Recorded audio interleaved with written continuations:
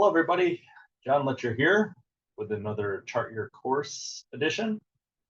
If you find this helpful, we would love for you to like and subscribe to this channel. So without further ado, what you're looking at here is a consolidation of 15 different money managers and their views on different asset classes. So you have stocks in the upper left-hand side, alternative investments, bottom left, and bonds on the right side of the page. And when you look at the different colors, the maroon is a bearish signal, the gray is a neutral, and the light blue is a bullish signal. So for US large size companies right now, based on the 15 different money managers and the survey that was done, 27% are bearish on US large cap, meaning that they think that will be down this year. 40% are neutral, and 33% are bullish that the asset class will have positive performance. Looking at the different asset classes, medium-sized companies, much more neutral. US small-sized companies, bullish at 47%.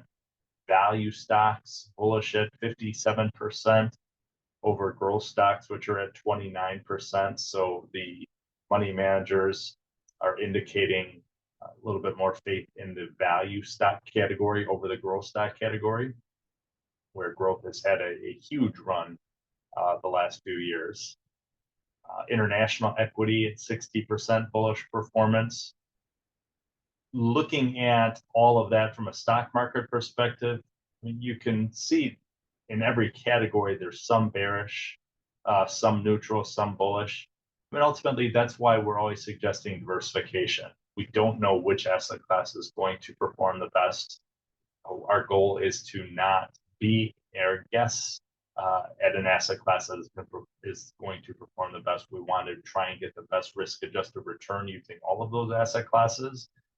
And that's what we do in our conversations from a diversification standpoint.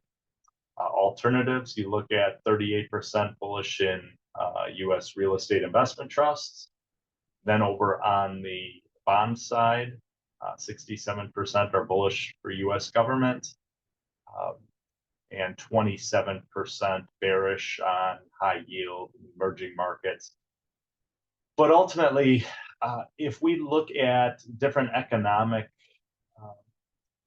suggestions or what these different money managers think will happen this year from an interest rate standpoint, Federal Reserve, do you anticipate any Fed rate hikes in 2024? 93% said no. Only 7% said yes. So certainly a more stable interest rate environment than years past. When we look at the Federal Reserve and potential rate cuts, how many rate cuts are likely in 2024? Really, it's 33% across the board between 4 rate cuts, 3 rate cuts, and 2 rate cuts, with the majority of managers thinking the first rate cut is going to happen in the second quarter of 2024. Going forward, how likely is a U.S. recession in 2024? 67% said somewhat likely, 26% not likely, 7% very likely. A lot of the market performance will be dictated on whether we stay out of a recession or not. And lastly, which of the following poses the strongest risk to the U.S. economy in 2024? Persistent inflation was number 1, followed by longer interest rates or higher interest rates for a longer term, with the bottom there being the election in November. So as always, this is something that we want to step back and say from a financial planning perspective, how do these all affect your investments? And our goal is to make sure those investments are properly allocated across the different asset classes based on the economic conditions of today. And that's our goal for all of our clients. So I hope you found this information helpful. Again, like and subscribe if this is something you want to get notified of future Chart Your Course editions. Appreciate your time, everybody. Thank you.